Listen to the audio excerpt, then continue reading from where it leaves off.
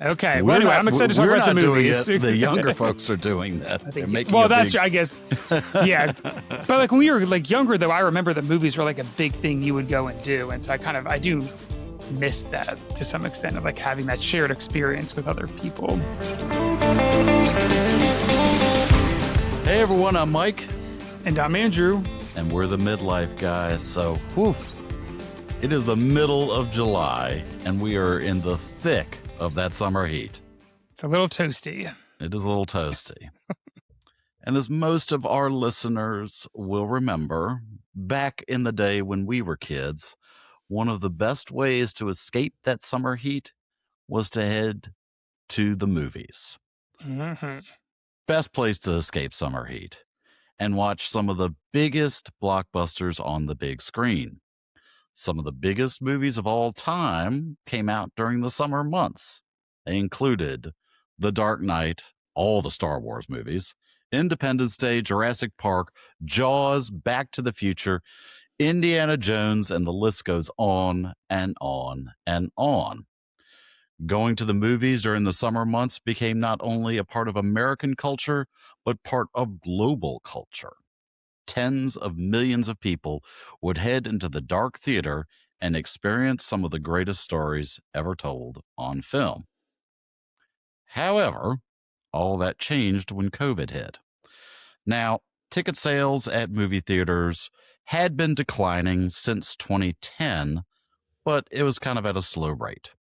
When COVID hit, the theaters closed and tickets plummeted, and they have not fully recovered at all. According to Pew Research, only about 53% of U.S. adults have gone to see a movie in the past 12 months.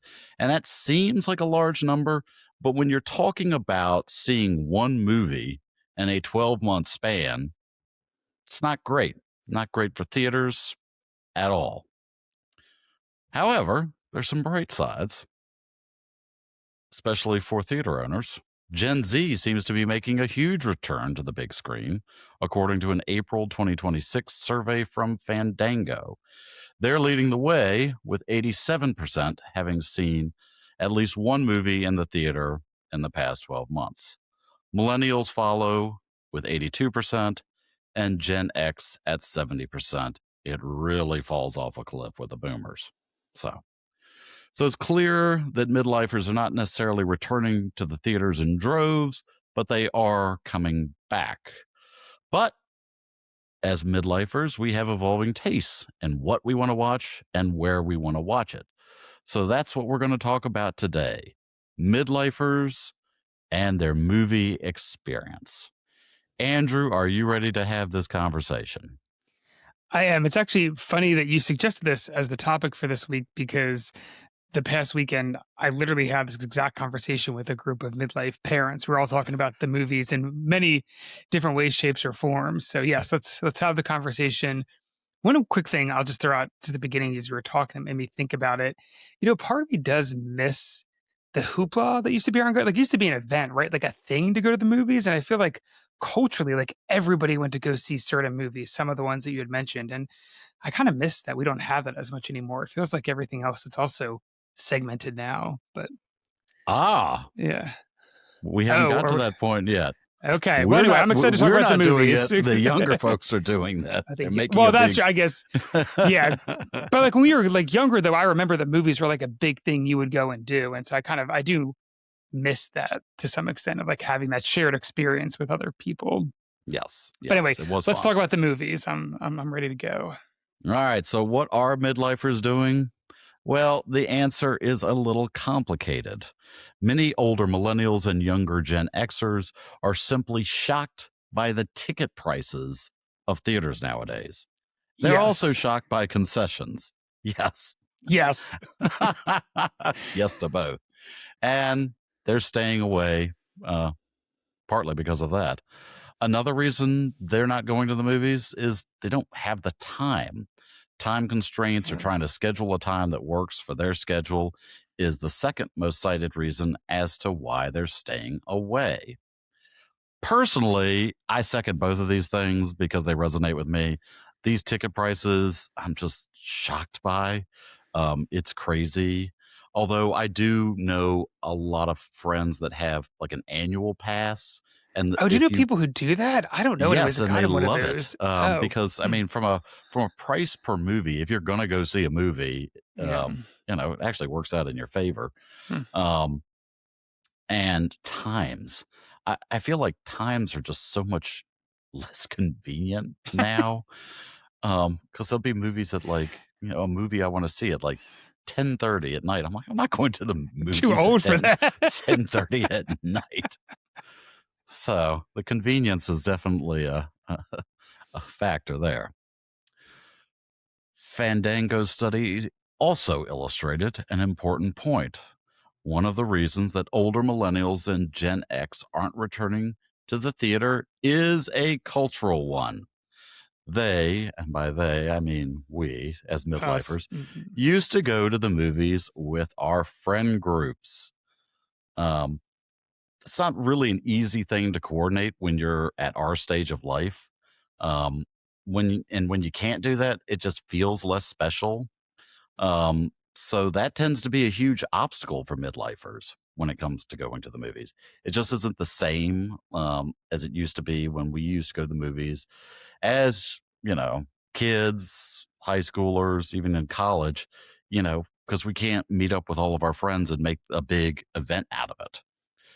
Now, flip side, Gen Z and the younger millennials are having those friend group experiences, and they're going to see the movies in droves, and they're using going to the movies as a social outing. That is really what's driving their attendance. What about what are folks seeing? Specifically, what are midlifers seeing? Well, they are looking to recreate an experience that they had with their own kids. So, in other words, they want to go to the movies only to see things that they are familiar with. So they're seeing the fourth or or sixth installment of a series. One of the most sought after movies for midlifers this summer is Toy Story 5. The original Toy Story came out in 1995 when lots of us were in elementary or middle school age range. I do remember I um, remember that. Oh yeah. remember, we all saw it in theaters. I definitely saw it in theaters. It was a whole big event with my family. And now that midlifers are grown and have kids of their own, they want to recreate the experience that they had as a child by going to see it with their children. And that's what big studios right now are trying to focus on.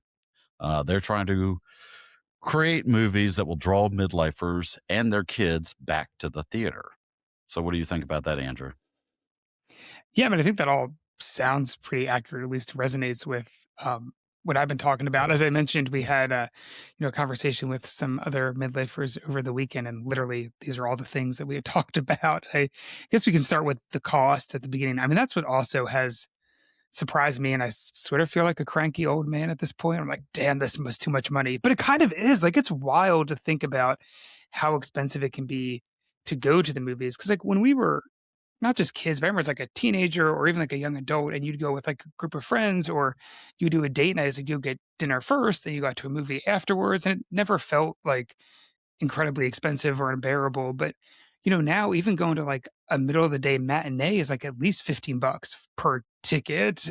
And it's funny, I was trying to think of the last movie I saw in the theater was the movie Goat, which came out in like March, April, the springtime, as a kids movie that my boys wanted to go see. So my wife, myself, and my two boys, we went to an afternoon, like a matinee, 4 tickets. We did 2 small bags of popcorn to share among the four of us, a bag of candy. They brought their water bottles. We didn't even get drinks.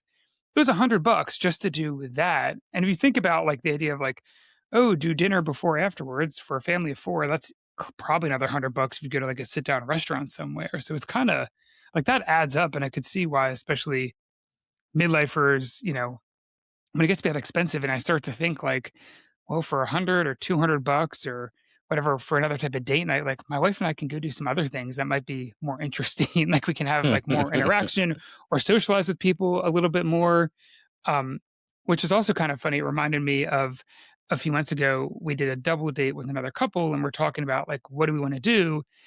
and movies came up, but we were like, but we want to just like talk to each other and like hang out. And it's hard to do that in a movie because you're just like kind of sitting there. And we're like, it's at that point, we might as well just go to a really nice dinner and like drink and have a bunch of food for like 2 or 3 hours and like do that instead for essentially the same cost or a little bit less than if we did like dinner and a movie. So I do think the cost is definitely an issue that certainly I think hits a lot of midlifers.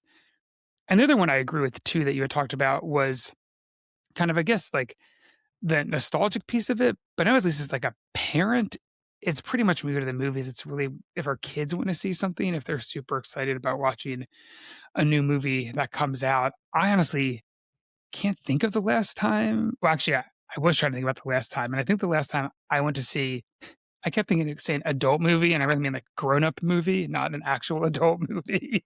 Some other good movie that is Rough, intended Andrew, rough. for grown ups was, I think, Mike, is when you and I went to go see Oppenheimer. What, like 2 summers ago, 3 summers ago? That was a while ago.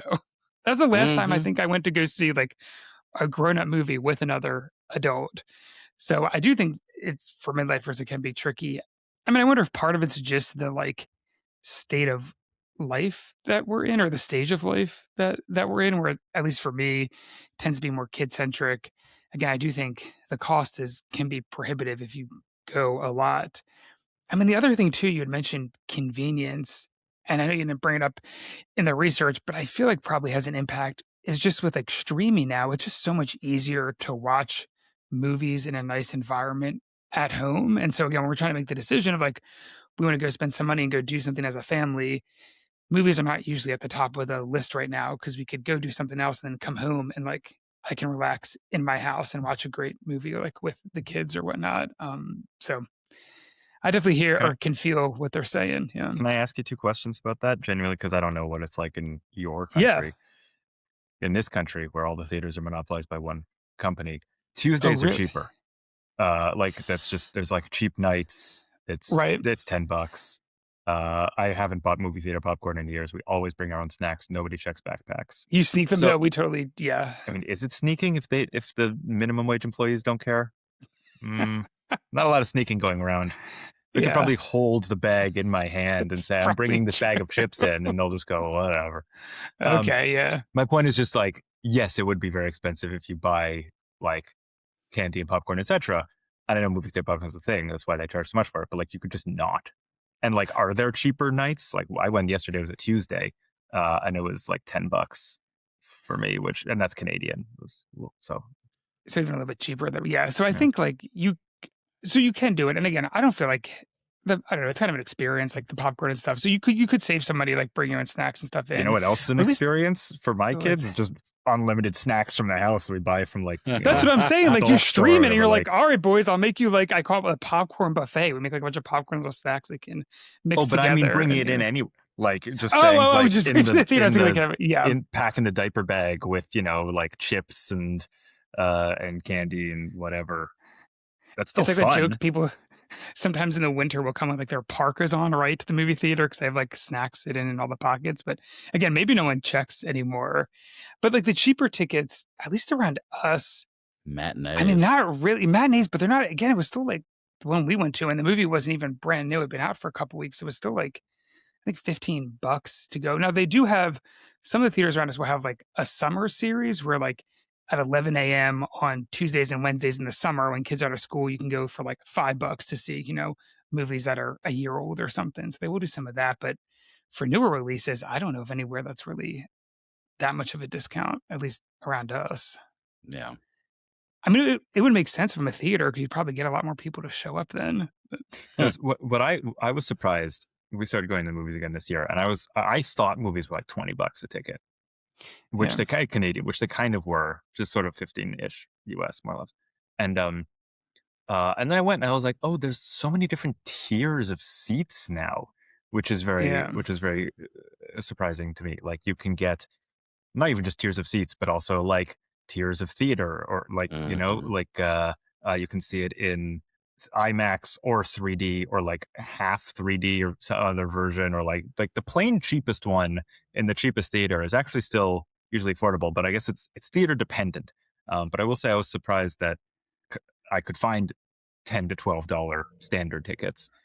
you can still pay $20-$30 if you want. Right. But I think there's a lot more of that optionality, and it's a bit deliberate. So I think credit to it the is. movie theaters for that. Yeah, I think because even the cheapest ones around us, I mean, like the grossest theaters are still not that much less expensive. And I don't know if you've seen this, and Mike, I feel like you can let me know if you've experienced this in our area too, but I feel like a bunch of theaters have kind of recently like upgraded or did a bunch of renovations and put in a much nicer, like comfy chairs and recliners and stuff in their theaters. And then they jack up the prices and be like, well, look at these great chairs that you now have. So we're going to charge you a bunch more for a similar experience. Yeah, I mean, I guess my experience, because and we'll talk about this later, is like the last movie I took um, Andrew's kids to. We went to an older theater that, hell, it was around when I was a kid. So that movie theater was in rough ass shape. And they may have had 2 employees working in the entire theater. But that was still $15 even for a kid's ticket. And that place was garbage. So yeah, I definitely understand what you're saying. I just feel like I think a lot of it has to do with the actual studios. They've got the theaters kind of wrapped around their fingers at the moment. And so they're like demanding as much money as they can. So not easy to find a ticket. I don't a know good that that's ticket. true. I don't know that that's true. I think it's more that more people, when fewer people go to see movies, in order to make the same amount of money, you need to make more money off the people who do go to see movies. So the fewer people who go to see movies, you have to raise the prices, and then you raise the prices, and fewer people see the movies, and it becomes this self-fulfilling prophecy that's kind of tricky. And so they have to lure people back in with whatever nicer seats or. I'm defending the movie theaters here because I genuinely feel like it's a struggling business, and they kind of deserve a bit of sympathy. They do deserve some leeway. There's no doubt about it. But I mean, we've got three movie theater owner operators in our area. So we've got the diversity, but they're, the bigger one, Regal, will just essentially cannibalize some of their other theaters by sitting there building really, really fancy theaters and then charging like $45 a seat. And just because it's the whole IMAX / the chairs move type of experience. I can't remember what that's called. 4D. That was the other one. Yes. That was the one I was forgetting before. Yes, they do 4D. That whole experience. And, I'm sure it's all a wash for them. But yeah, I mean, it is a struggling business. And then we have one independent company, and then one kind of chain, but it's not even that big. Well, here's the question. Here's my question.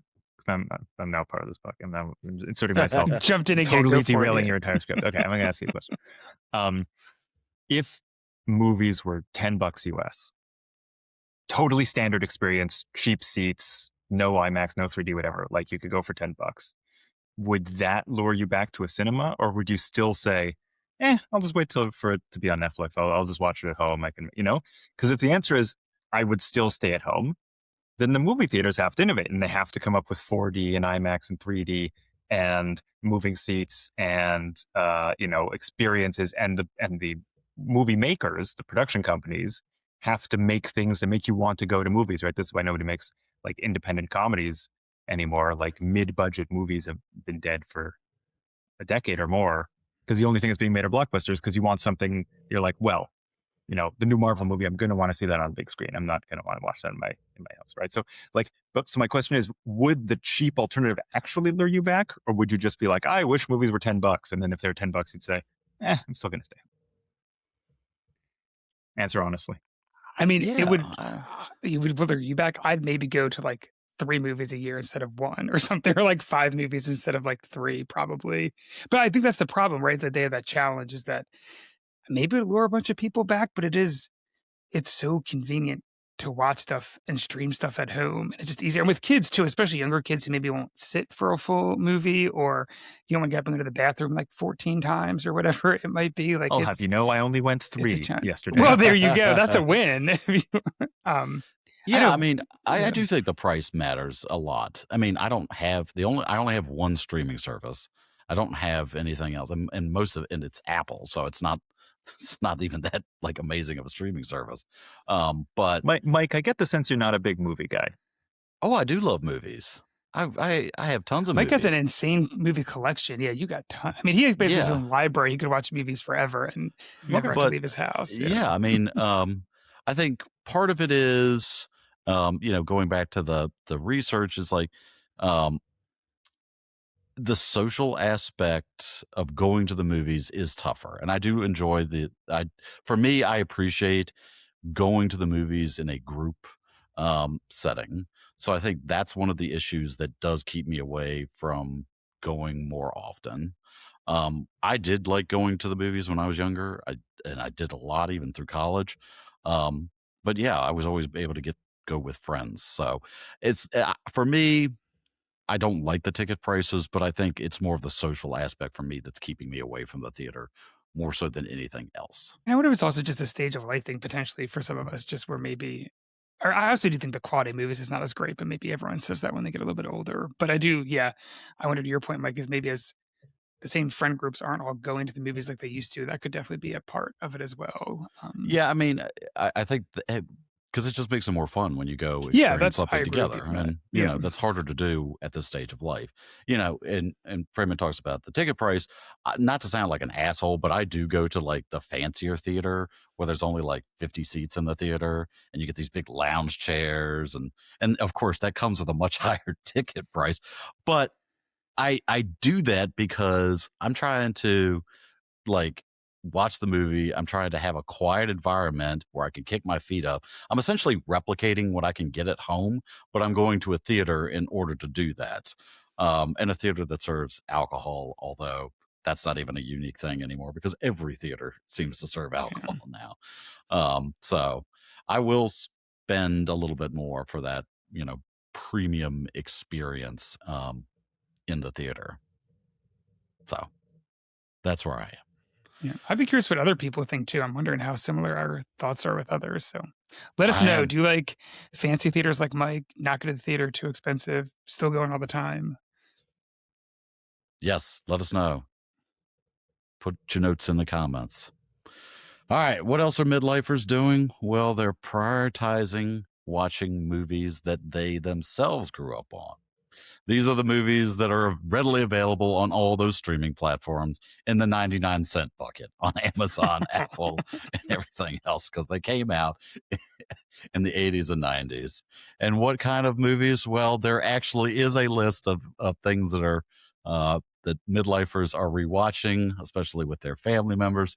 They include The Princess Bride, Who Framed Roger Rabbit, Toy Story, The Lion King, Home Alone, Mrs. Doubtfire, Honey, I Shrunk the Kids, The Sandlot, etc., etc., etc.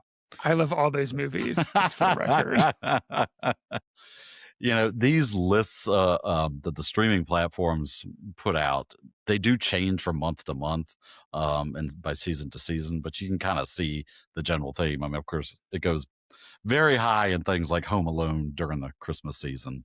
But yeah, I mean, midlifers are watching these movies from their childhood with their kids. They're just doing it from home though, because I mean, a lot of times you can't find these in the theater.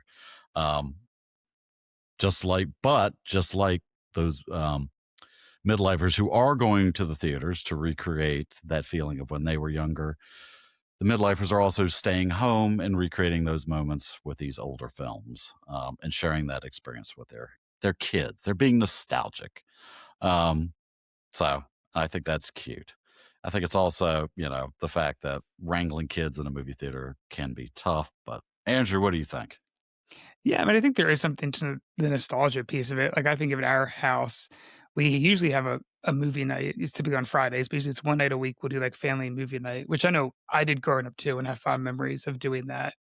With one big difference being that when I was growing up, we'd get picked up from school on Friday, and we go to Blockbuster to pick out the movie to have for that weekend, which kids do not get to experience that anymore. But I remember and you'd see all your friends from school at Blockbuster on Friday afternoon because everyone's looking for what movie they're going to rent, and then you watch it like 3 times over whatever the 2 days that you have before you have to take the movie back. And the kids nowadays are just spoiled with streaming, and they can watch whatever they want whenever they want. But yeah, I think a lot of it is the nostalgia piece of it, like the family movie night. And it's interesting, increasingly, at least in the past couple months, we've definitely been doing a lot more of those like 90s and early 2000 movies, which discovered that Disney Plus has a surprisingly, maybe not surprisingly, but has a very deep library of those 1990s and early 2000s classics that we've been starting to show to our boys. And it is fun to relive it a bit as an adult.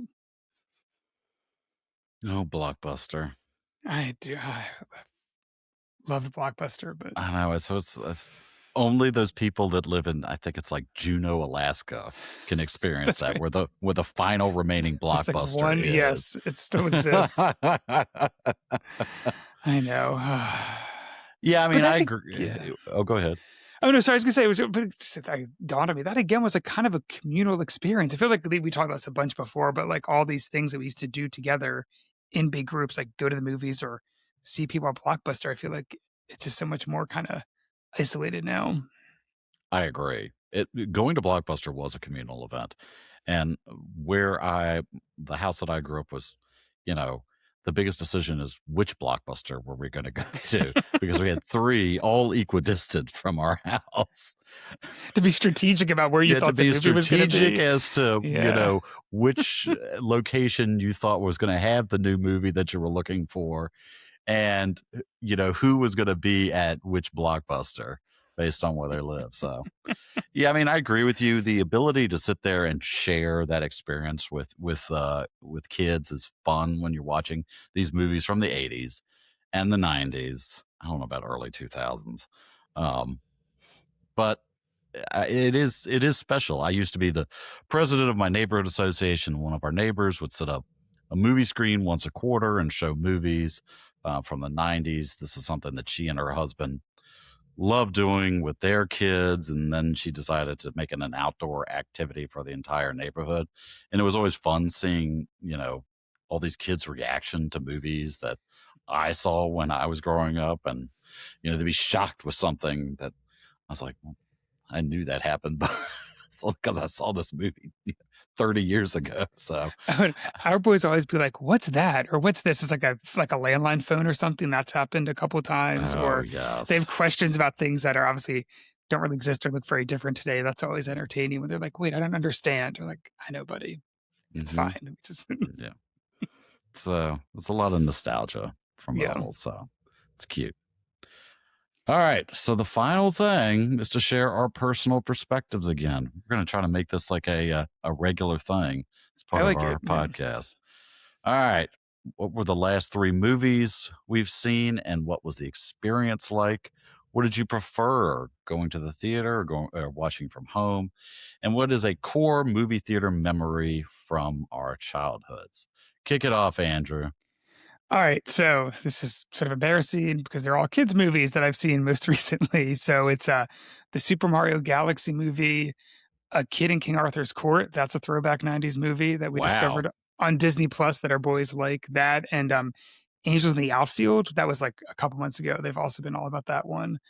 And then the third most recent one I've seen is this movie called Swapped, which is on Netflix, which is another kids' movie. All those were movies we watched at home because that's what we do with the kids most of the time these days. Although I will say with you, Mike, and I know I sort of talk about how prices are expensive, and they can be. And I mean, especially when it's like I'm taking the whole family somewhere and just the prices can add up. But if it's like I want to treat myself, or like my wife and I want to do a date night, I will 100% spend extra money to have one of those like nice experiences. We go somewhere and they've got super comfortable chairs. You can order like food and drinks. It's adult only, like that. I will 100% pay extra for those type of experiences. But that's not really where we're at right now with a ton of things. So it's mostly watching movies at home. Those are the last 3. I'm trying to think of, a movie experience that I remember. I guess there are lots of them because, again, a kid from the 90s, I feel like movies were very central to a lot of things. But I remember going to see Apollo 13 in the theaters when I was a kid and just thinking like how cool and big the movie was when we went to see it. And we actually went to go see it when my family was out visiting relatives of ours in Colorado, so in a completely different state. But even when we were on vacation, like if a big movie was happening, like you'd all still go as a family to go see the big movie wherever you were, which I feel like again has changed drastically from where we are today. But Apollo 13 is definitely one of those. Apollo 13 on Vacation is one of those like movies that I very clearly remember. I did see Apollo 13 in the theater, in a movie theater that doesn't exist anymore. But you know what that was? That was a parent association event there where everybody from, well, whoever was around, all of our classmates went to go see it together in a theater. And that was a Oh. rowdy experience. I'm not sure why they chose Apollo 13 too. Yeah, that is I don't remember what year that came out, but I feel like I was pretty young. 94, 95. It was early-ish, Wow. or mid-90s Yeah. maybe. Yeah. I don't remember, Early but mid-nineties, yeah, yeah. I'm sitting there like, interesting. That was an interesting choice. That's a choice. All right. So, what were the last 3 movies I saw? Devil Wears Prada 2. I watched that at home. I had, I love the topic about like journalism. I'm a huge fan of like journalism, and that was a big part of this, of the storyline of this. So I had to watch it, and I kept getting invited to go with friends, and I just never could make it work. So I watched that at home. Went to go see Backrooms in the theater, which was a challenging experience. It was fun because I was with friends, but damn if that fucking theater wasn't filled with tweens and these fucking young kids talking the entire time. You didn't go to your nice time. theater? You went to just a No. regular one? Oh. No. So it was very hard to hear anything. And then I also saw Super Mario Brothers Galaxy movie with your kids. In the theater, And you went in to the take them. theater. Yes, yeah. That was fine, because yet again we went to like the crappy movie theater, so nobody was there, and the boys seemed to have a lot of fun, and I spoiled them with popcorn and candy. So, Yeah. for me, I do prefer the movie theater experience. I think it's more enjoyable. If it's a movie that I want to see, I just like the bougier version where I get the nice, like lazy boy type of seat, and so I can be comfortable like I am at home. And I also like it when it's quiet and lacking all these distractions. So, for my nostalgic moment, it was to go see Jurassic Park. Oh, that's a good one. So that was 93. So I was 10, at a theater that doesn't even exist anymore. And that was a fucking fight. I'm not going to lie. It was a fight because I remember very clearly about a week beforehand, one of our neighbors had come over, to talk to my mom. And, she said, well, you can't take him to go see this movie. It's too violent. It's very scary. He's too young to go see this. Remember, it's PG-13 and he's not 13 yet. You should not take him to go see this. And I don't know, a couple days or whatever, a few days later, my grandmother intervened with my mom and was like, no, I think we can go see it. So that's what we did. Went to Thanks, go see Grandma. that movie. Yeah. Yep. Although it's funny you mentioned that.